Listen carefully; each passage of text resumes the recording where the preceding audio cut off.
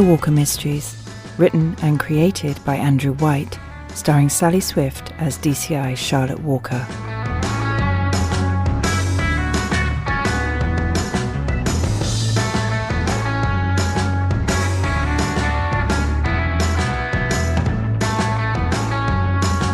The Clock. I have a relationship with time that can only be described as tumultuous.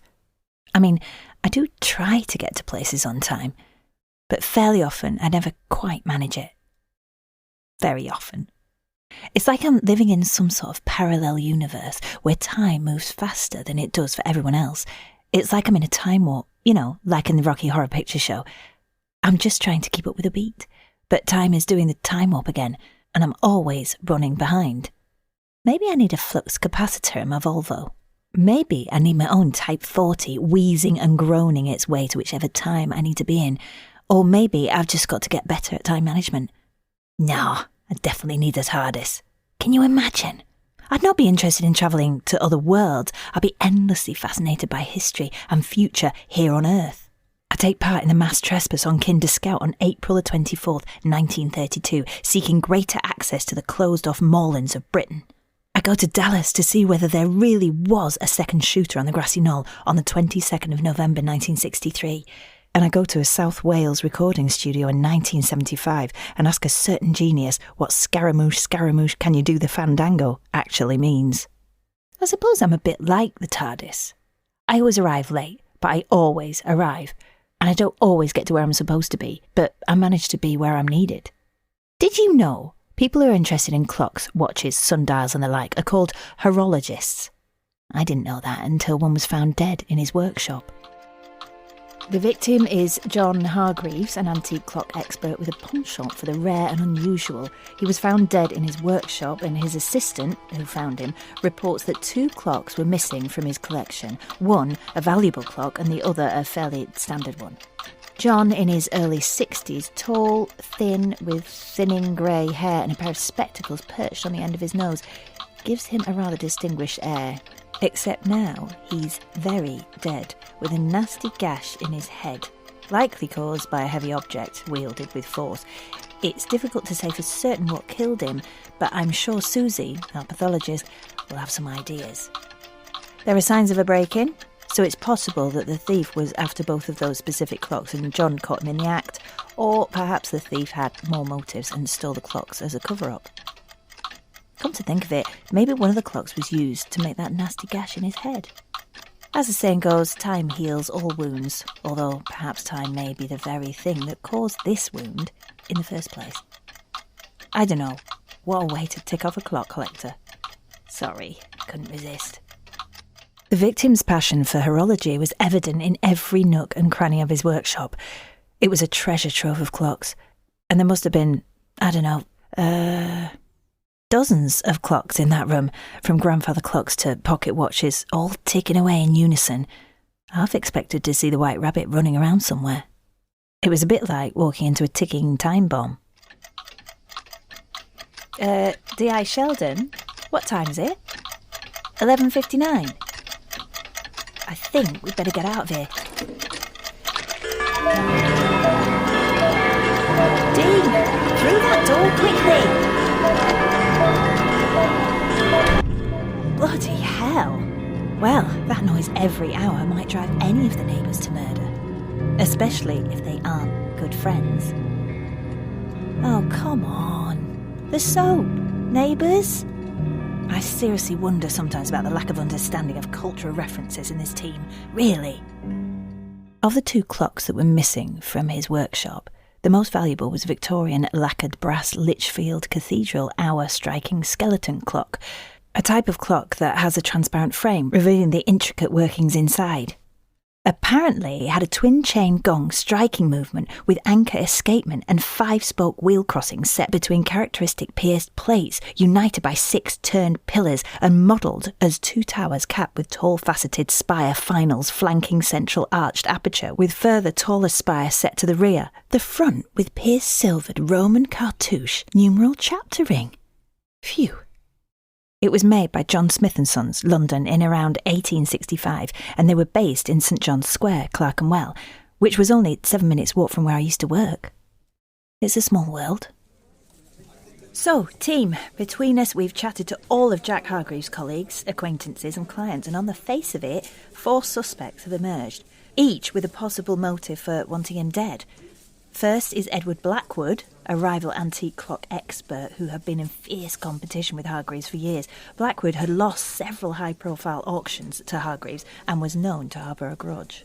Second is Caroline Wilson, Hargreaves' former business partner, who had left the partnership after a bitter dispute over money. She claimed that Hargreaves owed her a significant sum and was heard threatening him several times. Third is Andrew Miller, Hargreaves' apprentice, who had been training under him for several years. Miller was known to be jealous of Hargreaves' success and reputation.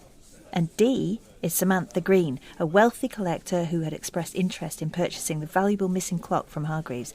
She claimed that Hargreaves had promised to sell her the clock, but then reneged on the deal. So, let's get seriously interviewing and tick people off the list. D.S. Price went to talk to the apprentice, Andrew Miller. To say he was jealous was a massive understatement, it seemed. He felt as though he was always under the shadow of his superior, and certainly with them out of the way, he'd be able to establish himself as an expert in his own right. You know, I was talking about the apprentice, Andrew Miller, and not D.S. Price, right? Although that all probably fits with D.S. Vincent Price too. He definitely had motive for killing his superior. Again, talking about the apprentice, not Vincent Price. Sorry, Vernon Price. Don't know why I keep making that mistake. What time is it, Dean? Relax, we won't be late. Why don't I wear a watch? Well, I found it increasingly depressing to know in advance how late I was for stuff, so by not wearing one, I'm not upset until I get to the place I'm going and then find I'm late. If I wore a watch, perhaps I'd be on time for things. Yeah, you'd think so, wouldn't you? Sorry we're late, Mr. Blackwood. We know you and Mr. Hargreaves have had the odd run-in over the years. Oh, you hated his guts. Right. Well, in the past accused him of stealing some of your rare clocks. You've got evidence to prove it was him. He hadn't got evidence to prove it was him. He had suspicions, which I pointed out to Mr. Blackwood wouldn't really pass the threshold for evidence admissible in court. I think he resented the fact Hargreaves had a better reputation and more business than him, and he didn't have an alibi for the time in question. Come to mention it, neither did the apprentice. So, what have you got for me, Susie? Blunt force trauma to the head? Really? Surprising. No, I was being sarcastic. Or is it ironic? Never can tell. Could that have been done by a medium-sized clock, perchance? I thought so. You've got it too, haven't you? The second, not valuable clock was the instrument Hargreaves was struck with, and I'm guessing it was taken to make sure we didn't have a weapon to find at the scene. So, next, it was to the humble abode of the wealthy collector, Samantha Green. Hello, I'm DCI Charlotte Walker from, well, Caroline Wilson. What a surprise. It turned out Caroline Wilson and Samantha Green were in a relationship and had been for a while. Samantha Green maintained Hargreaves had promised to sell her the valuable clock, but then reneged on the deal, and Caroline said she'd not seen or heard of Hargreaves since she left their business partnership 6 months ago. The only problem was they were each other's alibi. Then we had a stroke of luck. A witness came forward saying she saw a figure running away from John's workshop around the time of the break-in, and she was positive it was a woman. You could say the killer was clocked at the scene of the crime. Sorry, couldn't resist. We went back to see the ladies. They confessed to Samantha breaking into Jack's workshop to steal the clock she believed was promised to her. Caroline admitted she had told her where to find it, but when Jack found Samantha in his place, she walloped him with the nearest available clock. Or should that have been struck him? Sorry. So in the end, both the ladies thought they could get away with it, but time was up for them, and now they'll be the ones who will be doing hard time. Sorry, couldn't resist. There won't be any clock-related humour next time.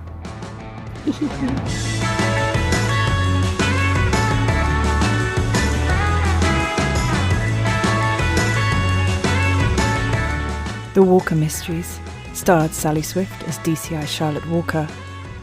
Written and created by Andrew White. Sound design by Robert Black. Produced and directed by Andrew White. The Walker Mysteries is a Nova production.